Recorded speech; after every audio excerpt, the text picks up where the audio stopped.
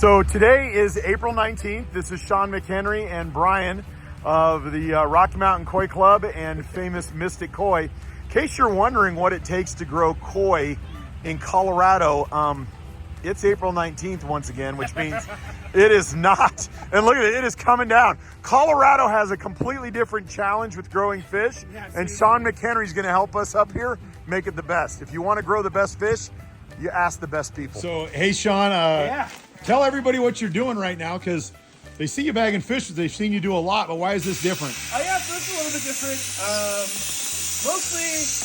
Mostly because there's giant white stuff all around me, and I'm bagging fish in 40-degree weather. I feel like a Niigata koi breeder who's coming out bagging our tosai this time of year. What unique challenges are you experiencing? At some point, my fingers, I stopped feeling them, so I'm not really sure. I tell my fingers to do something, and they don't listen, and they don't actually do anything. So I'm trying to stick to very simple movements to bag appropriately. So this is how you know you're hardcore and you genuinely care. Guess what you do? You bag fish in the Colorado snow. The unique things we do for the hobby.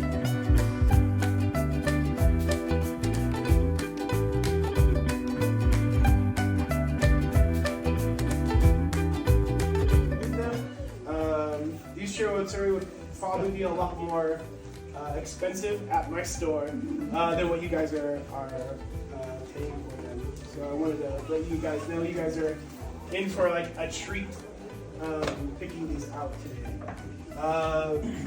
How many people here have koi that are 80 centimeters or bigger?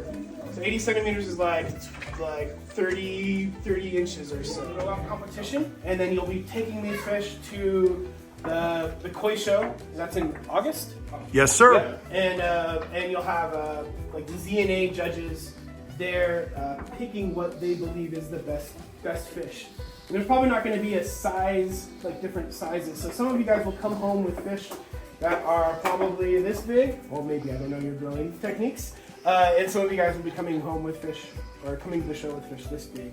Because we're looking at Shiro Utsuri, I'm going to be focusing on how to pick a fish that's going to look really pretty for that koi show. So we're looking at kind of the quality of the sumi and the shiroji. Sumi is black. I'll be saying sumi a bunch. Whenever I say that, I mean black color. Sumi is a Japanese word for ink, and so like when you think of like a beautiful Japanese ink painting, we're trying to get that same sort of shiny, oily black that you see on shiroji or shiro. So I'll say shiro a bunch and shiroji a bunch. That just means white. I'm really bad at correcting myself using those terms. So Omosako, he mentioned I have a good relationship with lots of breeders. Takahiro Omosako is the youngest brother at Omosako Koi Farm. He is the exact same age as I am, or he's like 6 months younger than me. He likes to remind me, or 6 months older than me. He likes to remind me that all the time.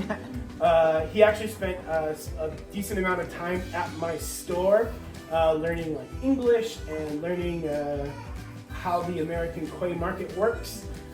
So we have a really like close relationship.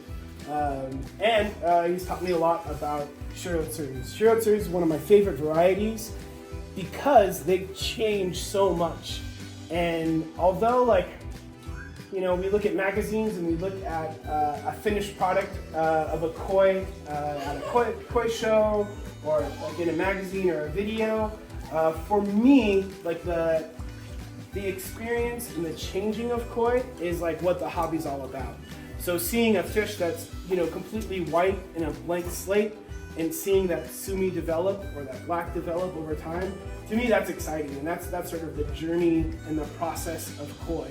I often talk about how a koi breeder, he's kind of like an artist, right? So he's taking this genetic material and he has a goal in mind of what this fish should look like in the end, and then he kind of passes it off to you at a very like early stage in its development, and then it's your job to like finish or like groom this fish into being something that's beautiful. So at some point tonight, or today, I'll talk about what I would do to grow fish out. But for now, I just want to talk about specifically how Shiro Utsuri changed and developed. Let me grab my tab. This is their 2-year-old koi. That's my guess. So these koi are, my guess is like these are from the same oyagoi, the same parent stock, and then this is maybe a different mother because there's significant body shape differences. So if you notice, like these two here, they have kind of they have strong shoulders, and then it goes into like a thinner tail, right? So it makes them look like they have like a gut, like I do. Where this fish has like sort of broad shoulders, and it just continues all the way on to this like long, thick tail. So the folks that can grow 80 centimeter fish or have like 8,000 gallon ponds, this kind of koi is really, really important. Because we want a bone structure and a skeletal structure that will allow for us to grow a fish huge. If you only have a 2,000 gallon pond or less, it's not so important.